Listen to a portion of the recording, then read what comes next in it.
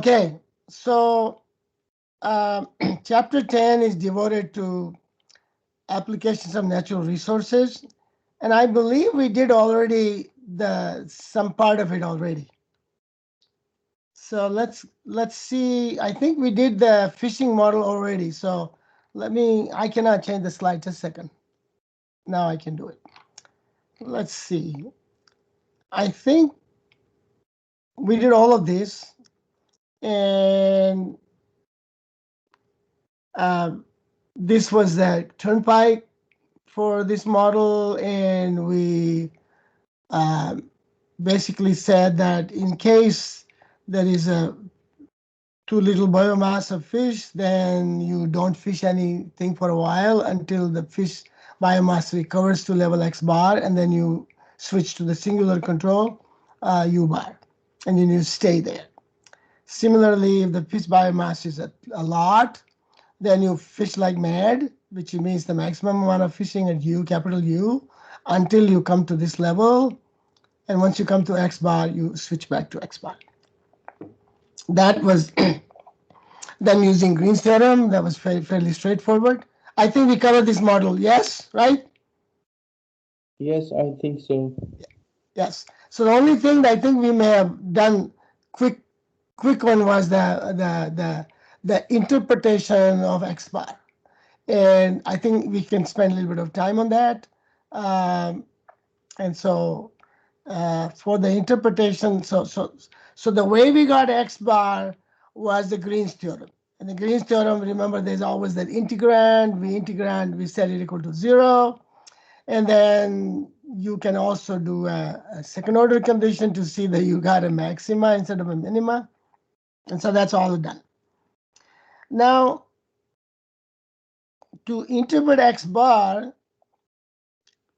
is a little bit tricky in this case.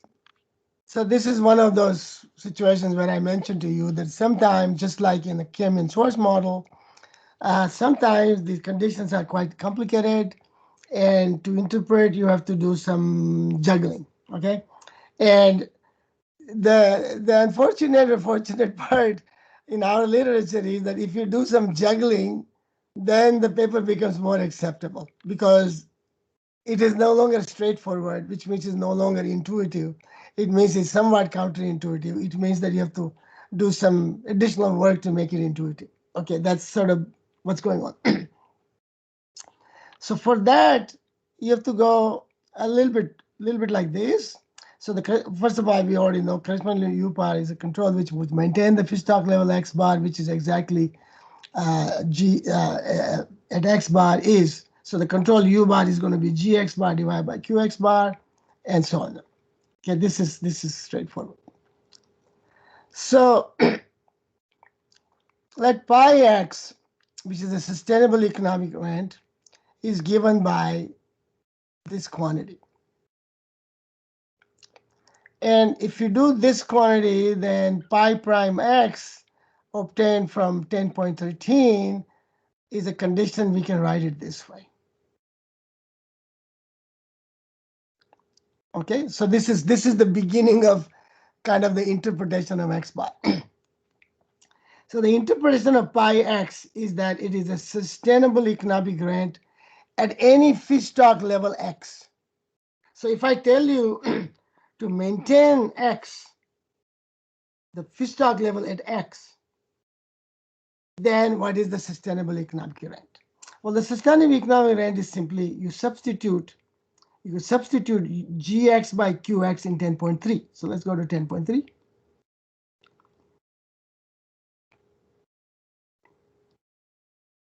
So here's your 10.3, and you substitute for u. So you substitute for u, that will sustain that x. Okay, that is just gx divided by qx, as you can see from here. To sustain that x dot becomes 0. And when x dot becomes 0, u becomes gx divided by qx. You put gx divided by qx here. You get pi of x. You remove the u now. That becomes the sustainable economic rent at that level of x. Okay.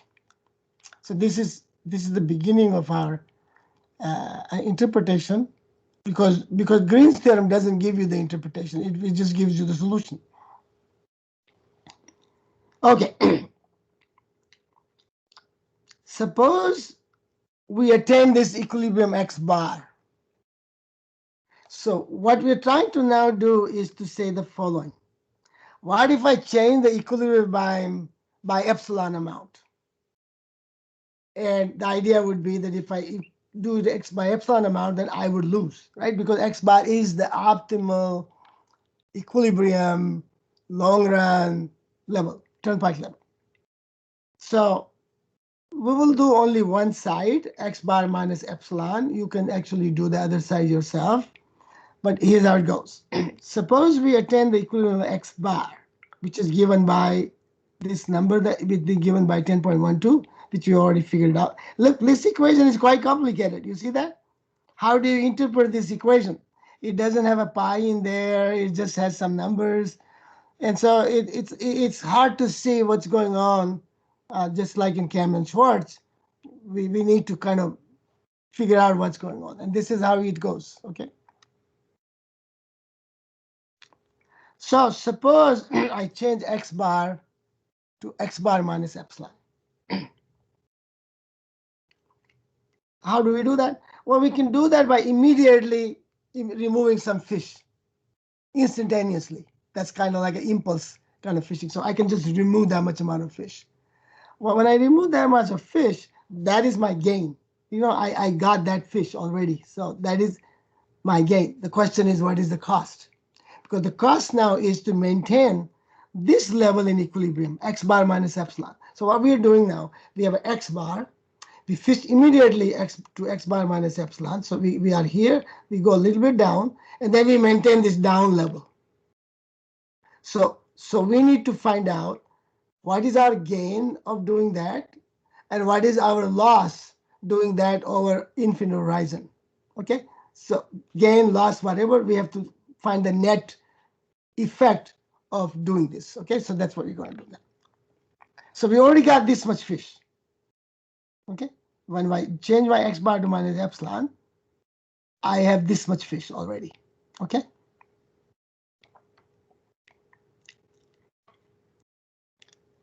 So the immediate marginal revenue from this action is this much fish times the price minus the cost. That's the marginal revenue. But when I do that, the decrease in sustainable economic rent is exactly pi prime x bar times epsilon. Remember, this is pi prime x. So this is the rate of change of the sustainable economic rent at level x. So I just have to multiply that by epsilon. Okay, so I do multiply that by epsilon. So this is the sustainable economic rent decrease by this action. But this happens infinite amount of time, right? So I now getting this little decreased economic rent all the way from the action of this immediate fishing of epsilon divided by qx bar, and then I go all the way to infinity. Well, the only way to do that is to take the present value of this. So take pi prime x bar times epsilon dt, take the present value of this by discounting that, take 0 to infinity, we get this.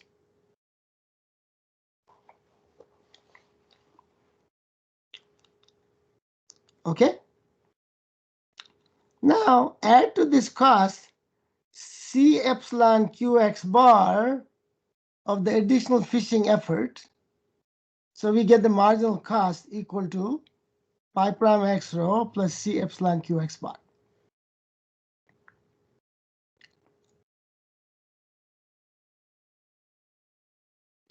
Now we equate these two guys.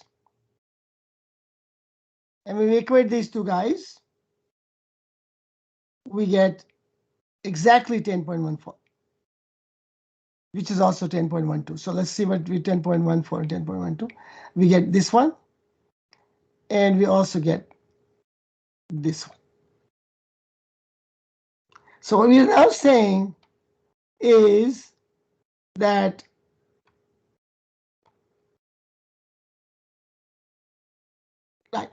we are basically interpretation of the condition is basically marginal revenue equal to marginal cost. Now, if you put discount rate equal to 0, then this becomes pi prime x equal to 0. This is becomes 0. This becomes pi prime x equal to 0. Okay.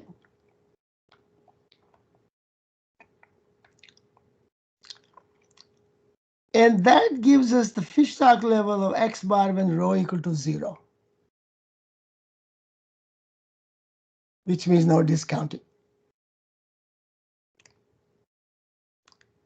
This is basically tells you the golden rule level. You know, what is a golden rule level? Golden rule level says, what is the best instantaneous action? And then I maintain that. That's the golden rule. So the golden rule is almost the same, not almost the same. It is the same as the turnpike when r rho equal to 0. Because when rho equal to 0, all you worry about today, you don't worry about tomorrow. So the instantaneous gratification is what you need, and that's what is going on. On the other hand, what happens when rho equal to infinity? Well, the rho equal to infinity, we can conclude from 10.12 that this quantity is equal to 0. So you go back to 10.12 and you can set that equal to there, and you will see that this will become 0. Okay? So now what happens? That is exactly bionomic equilibrium. So when rho equal to infinity means that future makes absolutely no difference to us. It's like shoot for the moon, don't worry about the future. Okay?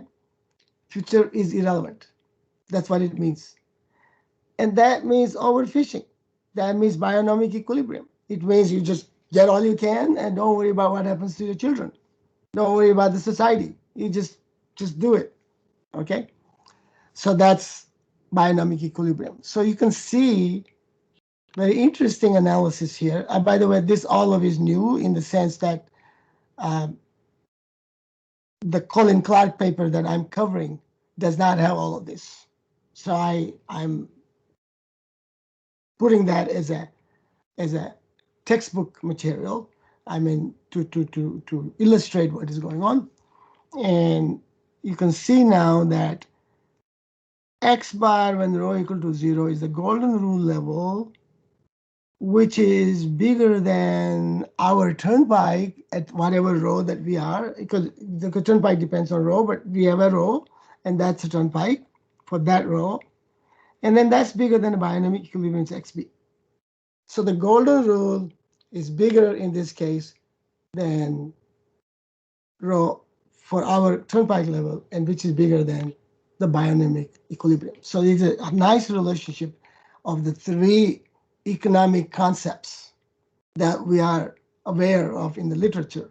You know, people do overfishing when they are left on its own device, and if you do golden rule, it means that you are basically not doing any discounting, and you you maximize the instantaneous. You just minimize the integrand, okay? Because rho equal to 0, so integrand is all that you want to maximize. This also maximizes the average uh, average uh, longer than average cost, or cost longer than average optimum. Let's call it that way. Okay, so the sole owner solution, which is that fishing is owned by one person only, it is only because the fishing is owned by one person that that person takes care of the fishing, because that person maximizes the the profit from the fishery based on that discount rate of that person, which could be the society, for example. Okay, if the government owns the fishing, then the government will run this as a company, and it has a discount rate, and it will have a turnpike level of export. But we are not Russia, and there is no companies owned by a government. Okay, so companies are owned by people, not by the government. Okay, and maybe post office and military and all this, but there's utilities. But whatever, the government can regulate. It doesn't own the fishery; it can regulate. So what happens if the government owns the fishery? And a lot of people can fish because, after all, it is not sole owner anymore. And if government allows people to fish, then it will be a bionomic equilibrium. Because as long as there is a little bit of a rent, a fisherman will come and will fish. Okay, and another fisherman will come and fish. So fishermen will keep coming until the economic rent completely dissipates. Okay, at that level, everybody is making normal profit because there is no economic rent. Okay, if if if and so this is the bionomic equilibrium that people get, because if if the fish mass is lower than a bionomic equilibrium, then people are losing money, and fish will recover to the bionomic equilibrium, and it will go above bionomic equilibrium. As soon as it goes above bionomic equilibrium, fishermen will come and fish, and it will go back to bionomic equilibrium. So the only maintenance level will be the bionomic equilibrium. So what can government do? Well, look, we have this. Bionomic equilibrium is given by C divided by PQ. And we want the fishery to be maintained at X bar, not XB. XBR is bigger than XB. Well, you have an idea now, right? What is the idea? The idea is that if I increase the cost of fishing, then I can make the C by divided by PQ exactly equal to X bar. I can find a C bar, which is bigger than a C, so that the C bar PQ is equal to X bar. So what do? I, I increase the cost of fishing to the fishermen. I can put a tax. That's one way to do it. I can impose restriction on fishing gear. So I can say you cannot, you have to have this and you have to this. And so that will increase their cost. I can have a limitation for the catch. For example, I gave you an example that when I was on this, my host father's yard going fishing, they basically were fishing for sports, and every time a fish comes, they throw it back until one big fish, and then they take it home. And the biggest fish on that day win the prize. That kind of situation. So you can have a catch limitation. Okay. So if she's increased to this level, PQ divided by X, PQ X bar, which, so if the C is increased to this level, which we call C bar if you want, then I can leave the fishery open to everybody. Excuse me. And I can maintain the equilibrium that the society wants.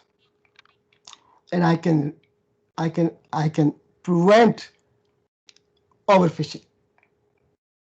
Okay? Now, obviously, this is a very important problem, and I'm not expert on these, but you can see that there are all kinds of limits on fishing, but we also know that fishing is being overfished in many parts of the world. We know that the whales are being fished the sharks are being fished because of shark fin soup, for example. Whales are being fished for the bones and whatever. Okay, so I don't want to get into all of that, but there are a lot of issues that surround this particular aspect. We will see part of this because we're going to open the fishery and we will have two fishermen competing. And we will see how that game is played. Because remember now, if there are open access fishery and everybody's fishing, it is a game between many fishermen in some sense, okay? And so we're going to analyze a game between two fishermen. And it turns out, and this is a very interesting paper by Colin Clark. So to give the history, Colin looked at my Vidal-Wolf paper, that it was the first paper that applied Green's theorem. And Colin decided to apply Green's theorem to this model that we are just currently covering. And that was straightforward. But he did more. He did another paper on making this into a game. And he used, in a clever way, the Green's theorem to actually solve the game. And that was new at the time. And I have feeling that it, in some sense, it was just the model that allows him to do it. And as I mentioned to you, that when we go to games, and maybe I will mention to you, when we come to the games, there are a lot of different kind of equilibria. And these are called open loop equilibria and a feedback equilibria. And I've spent quite a bit of my time in the last 2, 3, 4, 5 years to look into this kind of situation. And there are some lectures and keynote speeches that I've given that are sitting on my YouTube. You can sort of see, the difference between open loop and feedback. And it turns out that open loop is easy to solve using maximum principle, but open loop has got a lot of drawbacks. And feedback, on the other hand, is a much more interesting equilibrium, but it is difficult to solve. And Colin Clark is able to solve a game with a feedback Nash equilibrium. And but in my papers that I mentioned in keynote, I'm proposing feedback Steckelberg. That's even another level about the feedback Nash in some sense in terms of complexity. But what I'm saying is that there are not many papers in the literature that actually analytically provide you a feedback Nash solution. Okay, linear quadratic games, you can do it, but Colin Clark is one of the exceptions in some sense. And so I covered that exception in this book because I think it's a very nice model. Maybe there are others, and maybe one can find those, but there are not that many.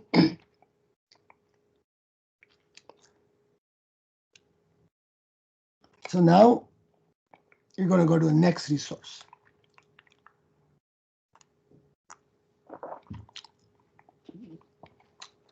The next resource is forest management. And forest management was interesting to me at one time because I worked I worked 2 summers for one for the chainsaw company, and the chainsaws are used for cutting trees. And I worked the second summer as part of my MBA program. I worked second summer for a company called Weyerhaeuser, and they are the lumber company. They own forests, and they supply wood to people. Wood is a big material that is needed for building houses in the country. And so while working at Weyerhaeuser, I developed a forest control model, but my model was far too complicated because I kept talking to these people and they kept telling me what all is involved. And I finally put it together as a model and I apply maximum principle and I can't solve it. It's just too complicated. The first order conditions are too complicated.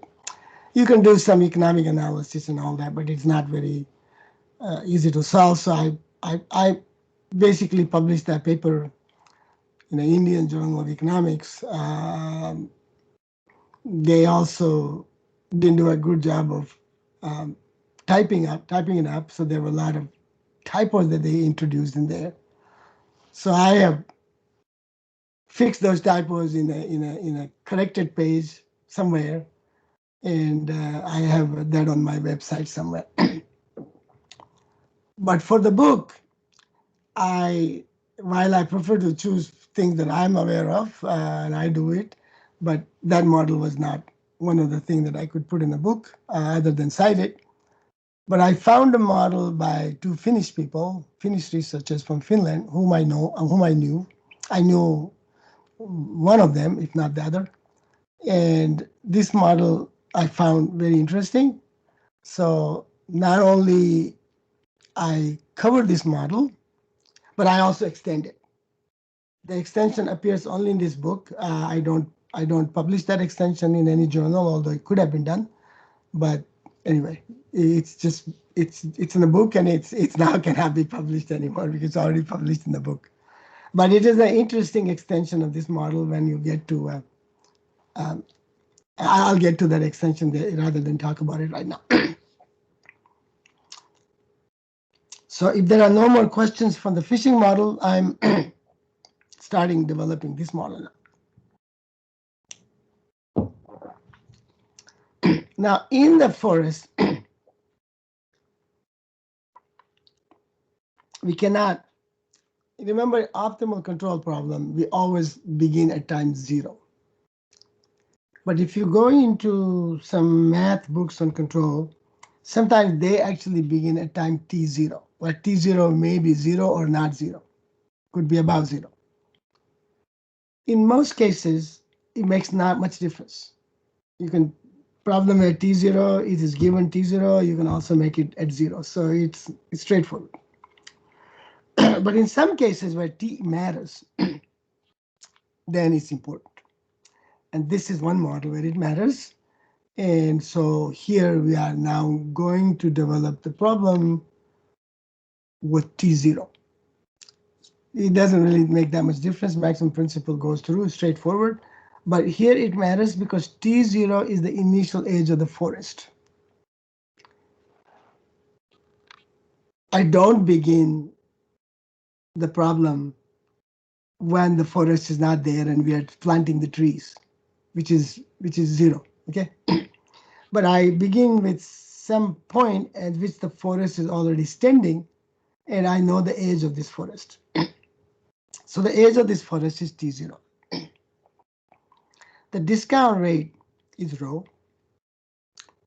And there are models of how, depending on the tree, uh, people have studied as to how these trees grow. And we can find out the volume of usable timber when the tree is T-year-old.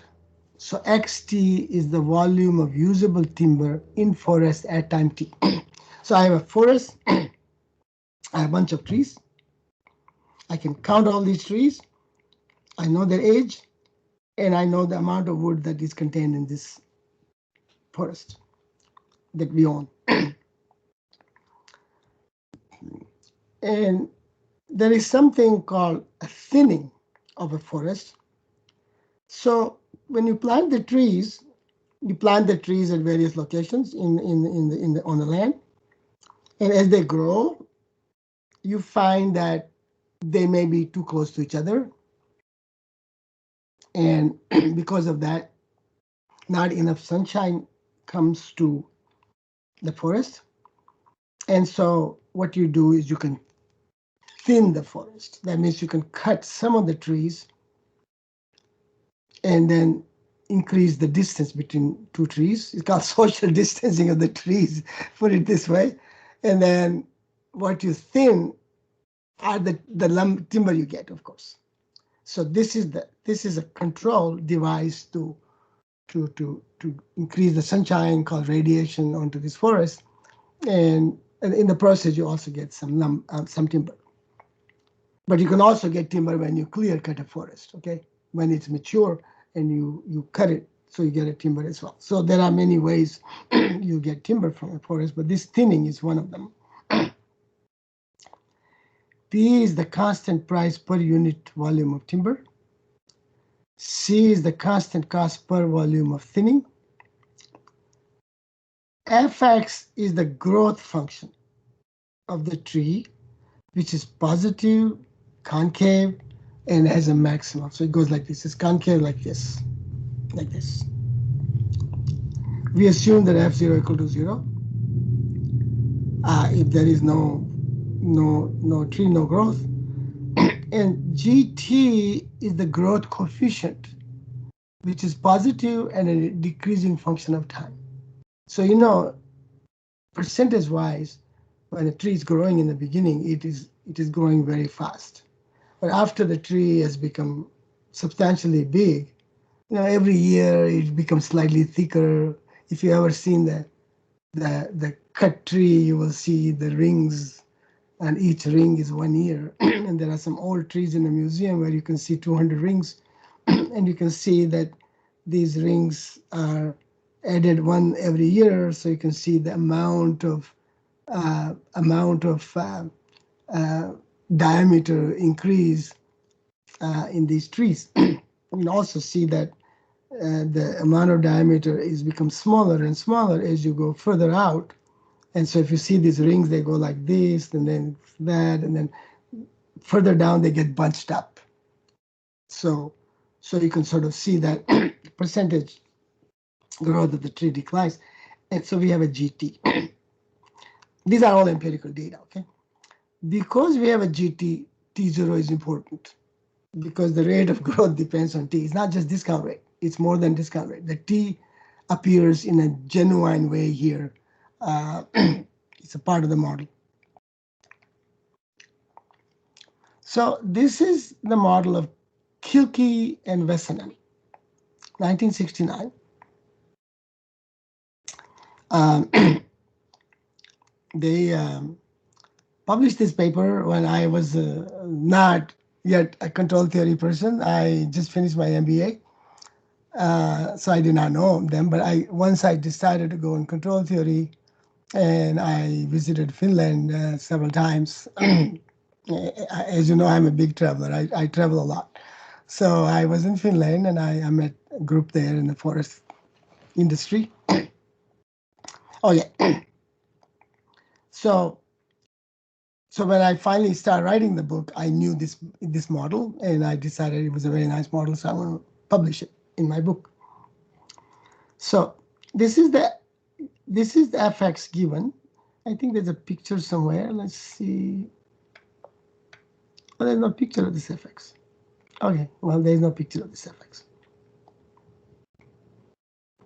So it is basically a function that is like a upside down part. And it starts from 0 and it ends at 1 by alpha, which means at 1 by alpha it is 0 again, and so there's no growth anymore. It's a saturated tree. Um, oh, it, uh, it's concave in its relevant range. Okay. And it takes its maximum at 1 divided by alpha. Okay. So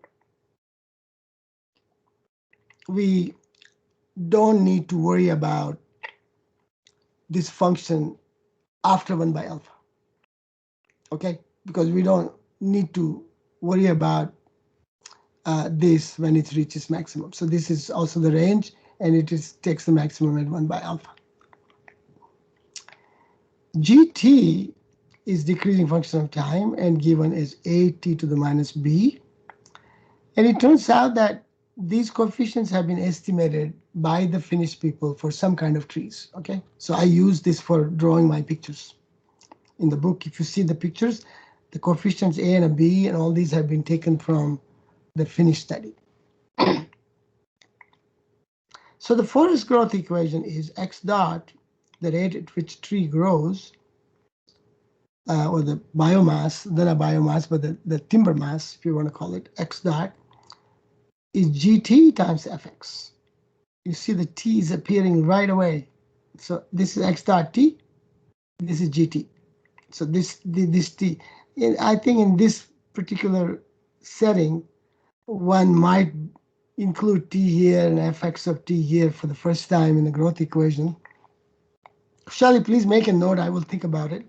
In this equation, maybe put a t, x dot t and f of x of t, just to tie that t with this t. Okay. It's equation 10.16, slide 19, right? Yes, we'll talk about that. I will look at the book to see whether we need to do it or not. Okay. Yeah. Okay. So yeah, if we do it, we're going to change. We're going to put a parenthesis t here after x dot, and you're going to put inside this parenthesis another parenthesis t parenthesis inside there. So f of x of t and another parenthesis. Okay. One time. So when that black thing happens, it means that I have to go back to here to make the screen manipulable by me. Okay. So we're going to do the Hamiltonian.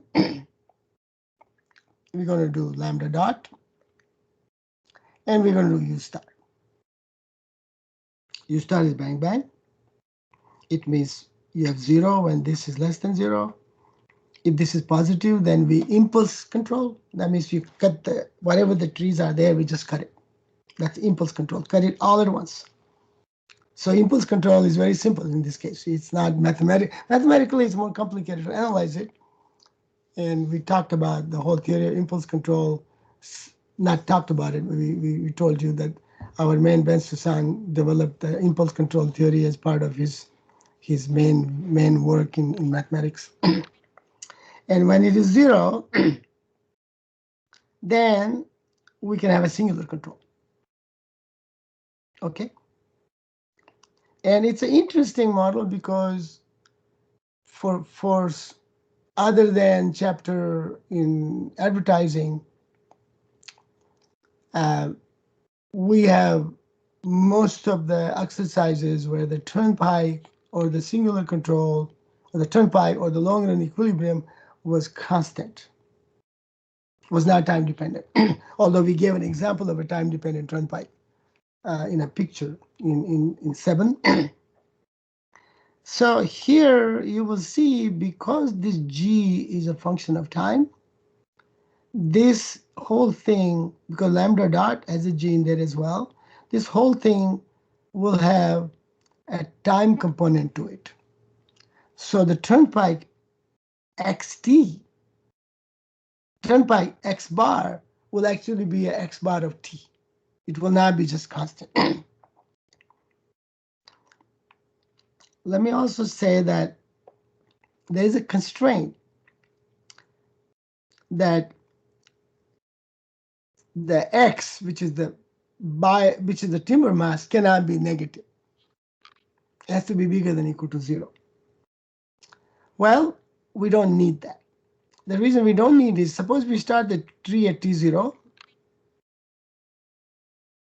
and at capital T, when we have there's a natural ending time.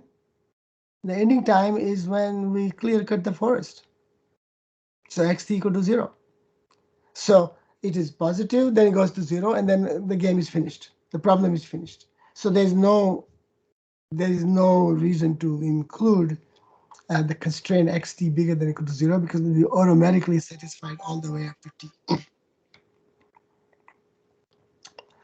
So lambda bar is p minus c at the turnpike.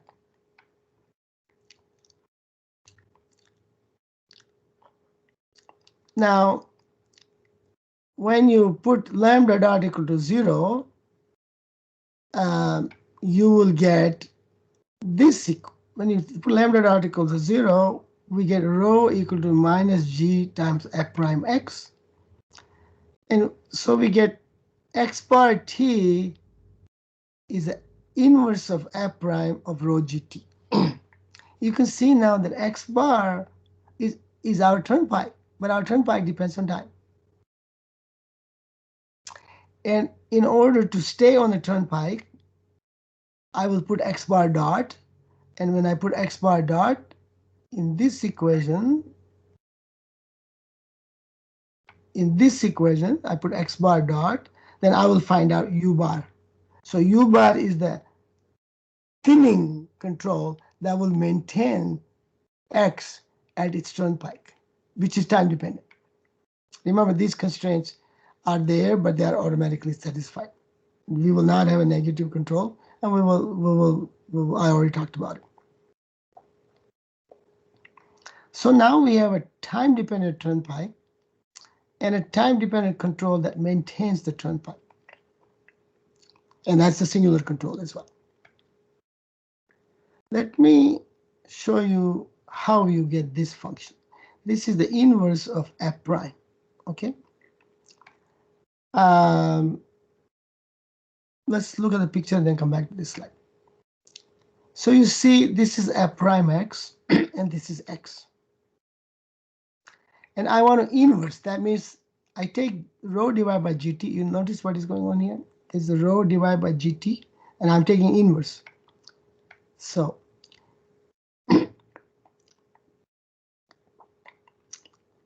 f prime x is rho divided. It's f prime x, f prime. Okay, go back again. F prime x is rho divided by gt. Okay, so the inverse function. So I can plot this function, and I can plot f prime x, and I take rho by gt, and I go like this. That gives me xt. That's the inverse function. That's how you get the inverse function. By the way, these are generated by some numbers that we we are approximately given by those models. So you can see I have a rho by gt, and I got x bar t. So this different t will give me the value of x bar at different t. So that's my turnpike. Okay, that would be the next picture. And this is the beginning. So I have x bar t0. So I have an initial x bar t0. That means where I should be on the turnpike at time t0. That's where I should be. And then I should continue to be on this. And notice when x is 0, when x bar t equal to 0, then this is 0. And that goes here. And that will give me x bar 0. Okay. So you can see this is my x bar t. It begins at x bar t0 that we found here. And then it goes along, and you can find out by taking derivatives and stuff to see which way the x bar t is moving. So that is all easy calculus. And so we can find that x bar t is going like this, and it eventually becomes 0 here. So that's our turnpike. Now we also know from our theory that if you're not on turnpike,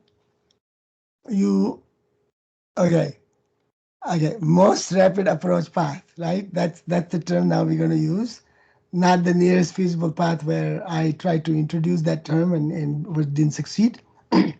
So the most rapid approach path, and here of course it is both the same because it's feasible anyway. So the most rapid approach path, if I am at x0, this is my current state, and that's where I should be. Okay, but I'm not there. So what I'm going to do is I'm not going to fish. I'm not going to do any thinning. So U star T is 0 in this region. And when I don't do thin, the forest will grow. And eventually it comes here at point T head. So T head, I will join the turnpike. And once I join the turnpike, I switch the control to U bar T. And I will continue on this control here all the way up to T. And then the problem is finished. So you see, this turnpike theory gives you a very nice way to solve the problem in some way. Okay, you find the turnpike, then you know what to do. If I'm on the other hand here, my forest is too big, then I just impulse cut like we did in other times. I just impulse cut from here to there. I get that much timber, and then I maintain this. So I have a solution for x0 smaller than this. I have a solution for x bigger than this. Okay? and t is 42.29 years in this case. And certainly I can find this t easily. This is a t hat now. I can find this easily. Since gt is a decreasing function of time, it's clear that x bar t is a decreasing function of time. Then u bar t is bigger than 0. It's also clear that this equals 0 at time t hat, where t hat is given by this. So you see this is f prime 0. This is f prime 0. F prime, this is x. This is x equal to 0. So f prime 0 is right there. This is f prime 0. And rho gy by gt hat is f prime 0. And which in view of f prime 0 equal to 1, because f prime 0 equal to 1 comes from this function that we have. This function, you can take derivative and take derivative with respect to x, and then set x equal to 0, you'll get 1. So we have f prime 0 equal to 1, so you put 1, and we have a gt hat formula, which is in terms of the power function. And when we solve that, so I mean the gt function is like this, which is a power function, I'm sorry. In this one, a to minus b. So when you put g0 here, when you put the value of f prime 0 equal to 1, and you put t hat here, then gt hat is a t hat minus b. You take the log of this, and you get this. Nicely, everything is nice, all in closed form. The problem is solved thoroughly, and Gilkey and Wesson then comes up with a very nice model to allow us analytically solve the problem completely.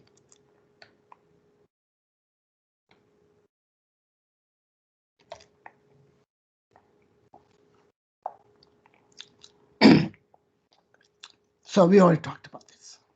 T as the time at which we reach the switching point, and depending on whether x is above x bar t0 or x is less than x t0, we can tell you what the control is. And in exercise 10.12, you're asked to obtain lambda t for t0 to infinity. So you solve for that. This is my extension of their model. And since I also told you my Sethi Morton paper on chain of machine replacement, there I did two of the models. I did a chain of identical machines and a chain of non-identical machines. The chain of identical machine only needed the change in the objective function, and the problem then gets solved. I briefly mentioned that in that chapter. Here, the same thing. Here's the same thing. So what you do is you let's say that T is the rotation period. Okay, that's the term I learned from forestry. This means the planting to clear cutting. I plant the trees, then 2 years later I clear cut. What is my problem now? My problem is to find the optimal maintenance or thinning from 0 to T, okay, then clear cut at T, and find that optimal T as well, capital T as well. So this is the horizon free terminal time. Okay, this is done in all forestry industries. And in the machine replacement, I did this model, this kind of model, and then I said, okay, but the machine's technology is changing, and you need to worry about that. Look at the way the computer's technology has changed over the last 25 years. So I did the Sethi Morton model with a mix optimization technique that I mentioned to you. In forestry, the technology is not that important. I mean, the technology only happens to, you can have a better tractors, you can have a better chainsaws to cut them properly. You can do some fertilizing, whatever. But the forests grow, and they take a long time to grow, and then you cut them at 50 years or 100 years from the time they start planted. And so one can easily justify an identical forest. And even if it wasn't identical, the discount rate was going to make no difference because its first cycle will already be 40, 50 years, and then the second cycle will be another 40, 50 years. So it is justified to not go the Sethi Morton way, but just continue with the one that I did before that, is to have an infinite horizon model of chain of identical forest. Okay? So if you have a chain of identical forests, then there's the first forest, then the second forest, then the third forest. The first forest will give you this much objective function. That means P minus C times the amount of thinning that we get. And then just a second, oh, this is one cycle. And then, oh, did I do something?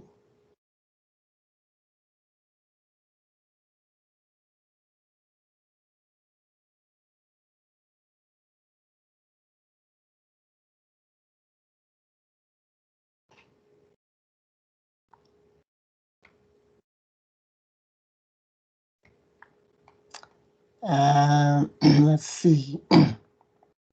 Oh, I'm sorry, it's fine. That U includes the clear cutting at time t. It will be impulse control, but it included in this. So whatever it is, this includes the entire profit of thinning and clear cutting of one cycle. So just look at a cycle, for example. A cycle could be you start from zero because that's when you plant the tree. Then you go to a turnpike. But remember, this turnpike may be different than the previous turnpike because the objective function is going to be different. So we need to find a new turnpike, x bar t. Then you go to the turnpike. Then you do the thinning. And then at optimal terminal time, which is not all the way going to this, you're going to clear cut earlier than that. So you clear cut at t. And then you also add this amount of lumber into the objective function. That will be an impulse control. And then you maximize over this t. Okay, so this is our cycle. We can find the profit of this cycle, then this cycle will repeat. After you clear cut, you come back to here. So you start from here again, go like this, like that. Okay, so that is easy to factor into the objective function. That's what we're going to do next. So we have the nth rotation goes from n minus 1 times t to nt. And x of n minus 1 times t is going to be 0 because you're going to clear cut. Then we just have to sum this term by this discount. E to the k minus 1 rho t, k1 to t. When k equal to 1, see this is 0, so we get the first cycle at time 0. And the rho is already in there. Okay, so the first cycle will give you the profit at time 0. Then for k equal to 2, you get this cycle, but then you also have to get e to the minus rho t, which will be because it begins at t, so you have to put all the money at t, then you have to bring that rho t down to 0. So, and for k equal to 3, it will be e to the minus rho t. So you can see that this is sigma. And this particular sigma is the geometric series, which is just like that. You can sum it like that. I did that. If you go back to machine replacement problem, I also have an objective function for the infinite chain of identical machine. This is the factor that you multiply. Notice now, because of this, the optimal T star for a single rotation problem like this one may be different than this problem because when you take the derivative with respect to T, this also plays a role. So that extra term tells you that terminal time T star of a chain of forest model is going to be different than the terminal time of a single forest model if you were to optimize the single forest. Okay.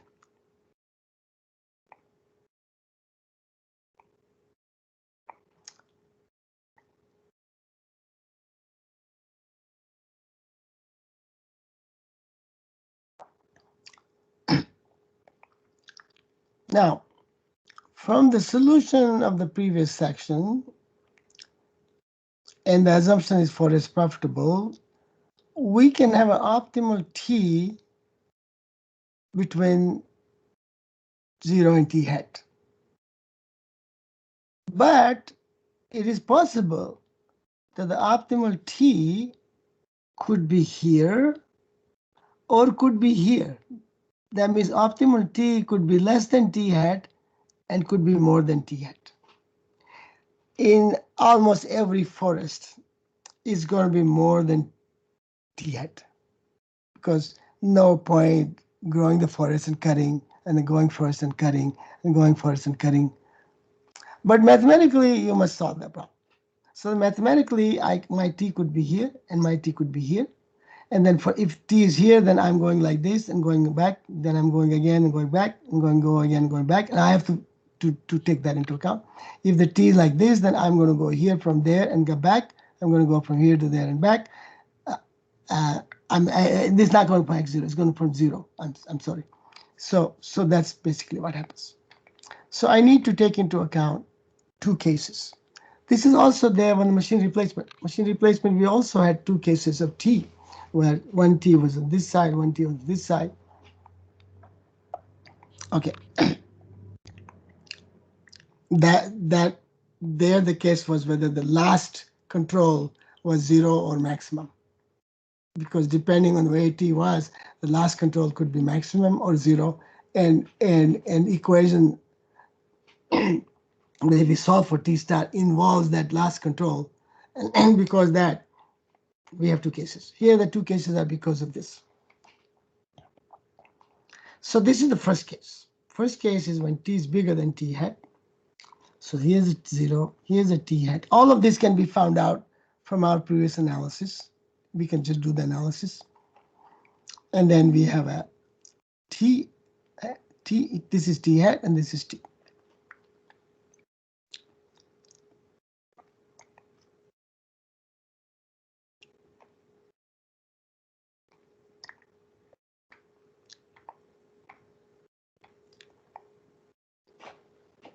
Okay.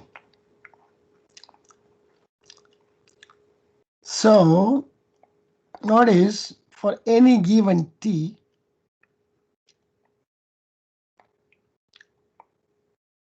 yeah, this x bar T is going to be the same because what is x bar, this one doesn't affect the x bar T. It only affects the capital T. So because we are maximizing this, and so that x bar T is the same. And now we need to find the objective function value from here to here to here. That means we need to find out this inside, this integral value, and this integral value requires you to find u at different points in time. And you will see that u is 0 here, then u is u bar here, and then use the impulse control here. So it consists of three parts. That profit consists of three parts, and we're going to do those three parts here. So T bigger than T hat, our profit is, there's no timber coming from 0 to T hat, so that quantity 0 to T hat is 0. So the first term is 0, it's not there in there. The second term is T hat to T minus, the thinning, and that happens at the rate U bar T. And the third one is at T is a clear cut. So clear cut, you will see the impulse control, which is like this. And because of this model is linear, and you remember this was a Nerlow arrow model, it was very easy to find the impulse control. It was exactly the state variable. Oh, there's a PhD student. What is this going on? Oh, that's not true. Hey, Kushali, what's going on here? Somebody started a meeting for Friday.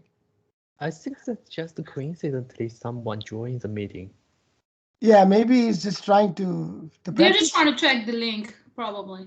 Okay, fine. Okay, so this is going to be, so in this case, in the Vidal-Wolf model, there was the impulse control cost was a little bit more complicated. Without a force, the impulse control was more complicated, and we did that calculation. But in Nurlow error, it was very simple. And in this case, it's very simple. So the impulse control, the you can physically you can see if I have this much amount of wood and I clear cut, I will get this much amount of wood, exactly this amount. But you can mathematically take the u to be a large u, then take that u to go to infinity, and you take the limit. So there's a formula for impulse control, but in this case, the limit is going to be trivial. But nevertheless, there's exercise where you're asked to do that. Okay. So that's for your last term. So this is our integral, and this is our discounting of the various chain of the forest. So this is the J star of any given t. And so for me to my optimize, I can just take the derivative of this instead of using the terminal condition, Hamiltonian terminal condition for t to be free time, optimal t. I can also take the derivative of this. And in this paper or in this chapter, we will do that. We will do that, and there's an exercise. You can do that as an exercise to see that you get the same result for the Hamiltonian condition. So I'm going to take the derivative of this, and I take it equal to 0. So when I take a derivative of this, I get this whole thing. And when I do that, I solve for t. Now, if this t was in this interval, t hat to t hat, then I know that that is the case that we are in. This is the case we are in. If this is not in this interval, then we are not in this case, and we just set t equal to t hat. Because remember, this is the interval we are interested in. And in this interval, if this t is not in that interval, then I would just set that equal to t hat. If t lies in this, I will set t equal to t hat. Okay.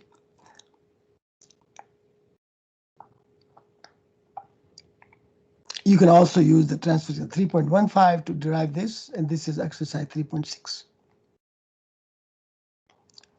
Notice that this is not going to get us t less than t hat. It's easy to do this because we have all these terms coming in, and so when you take the derivative, you're not going to get t less than t hat. But we can solve that case. T less than t hat, I am going to go back to the picture. And now what I'm letting the forest grow and then cut. Let the grow and cut. I'm going to another picture. That's a better picture. So you see what I'm doing? I'm letting the forest grow, but before I even get to there, I cut it. By the way, we have this also in chapter 7. In chapter 7, if the T was not large enough, you then even reach the turnpike, and because you must go back, you don't reach the turnpike, and you then go back to the bank control. Okay, so that's what happens here. So we need to find how much timber we get this. Well, the only timber we get is from there to there. That's all the timber we get. So we need to put that timber amount. Okay, so we do the following. The J star T is just P minus C times X star of T. Oh, that's X bar. No, that's X star T. Right, okay, X star T.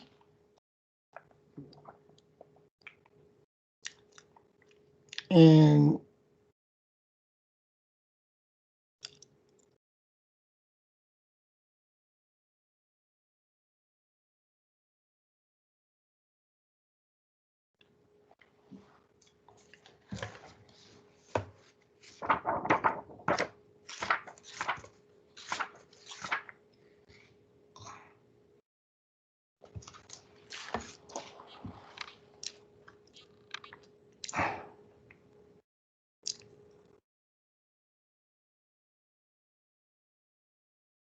okay, and if the solution lies in the interval 0 to t hat, then we keep it. But if it doesn't, then we set t equal to t hat. That means that the maximum this case, the maximum this case can go is up to here, because that objective function is good until t equal to small t hat. After that, this objective function is irrelevant. Okay, so all we can go is go all the way to t hat, which is the boundary solution.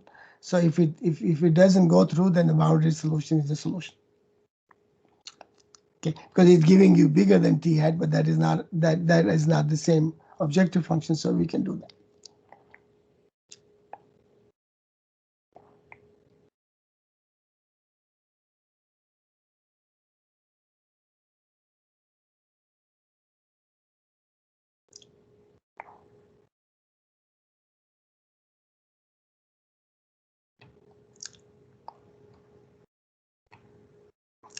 But this x star t is also x bar t in this case.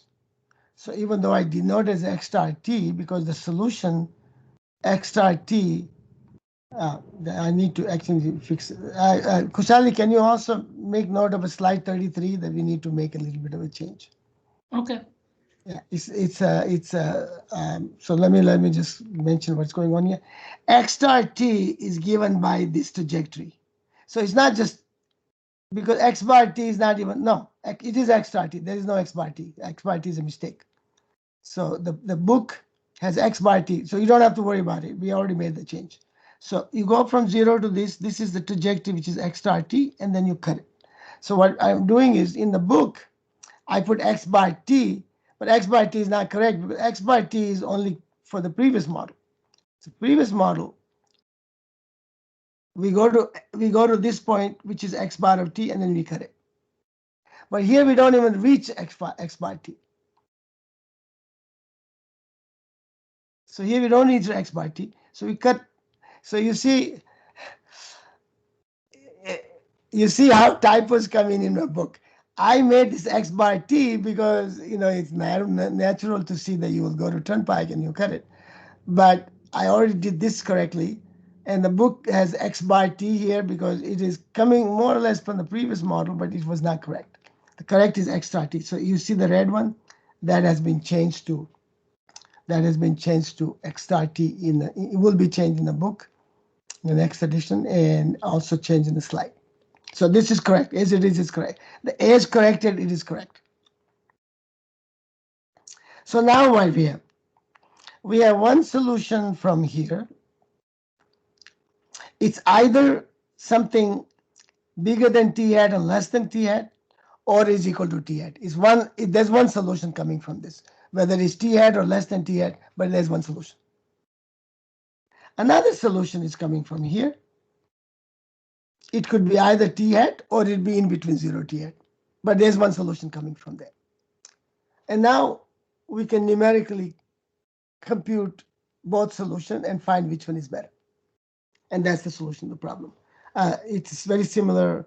We had two cases in a machine replacement problem with the Thompson. Thompson did that. And now we have this, which is also possible to do. But you can see more or less the whole model is analytically done, except the comparison of the two profits.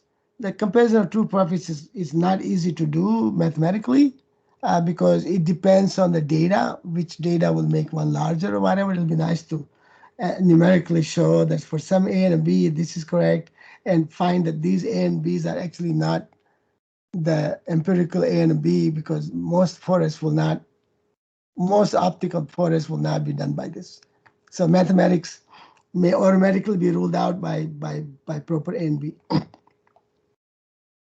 We are now finished with chapter 10. I just want to spend one time and then we will take a break, and then after the break, we will do 11. So this model we're not going to cover. And the model was a model of oil, exhaustible resource like oil. And there are many, many models of this in the literature. Some are maybe better for the book than the one that I cover here, which is my own model. But the reason I put my own model is not to have a garden variety uh, oil model that is literature. What I'm trying to do here is that I am solving the problem for three different cases at the same time. So what I'm trying to do is define a consumer surplus, I define a producer surplus, and then I have the, what I can do now is maximize the sum of the producer surplus and the consumer surplus. So that's one. That gives you a case which is uh, equal value to those two. And then let me see now. Maybe I don't do this in the book.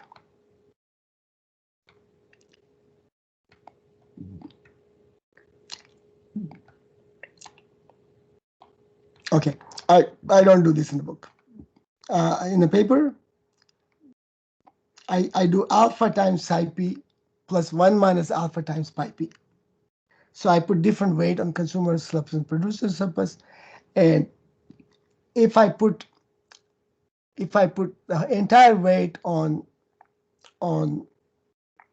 if I put the entire weight on the producer surplus, then it's a monopoly. Okay? And if I put entire weight on consumer surplus, then it is a social welfare case. It will be more like a government owning the company. This is the private ownership owning the company. This is the government ownership company.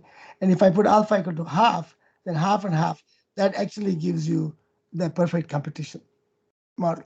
So depending on alpha, you can get different situation, and I solve the problem for any value of alpha. So that is my contribution in this paper, but apparently, as far as I know, I don't think this paper is cited all that much, except my book has it. I have not seen. Maybe one day I will go to Google Scholar to see if anybody cited this paper or other than me. Okay, so okay, let's take a break. Other questions?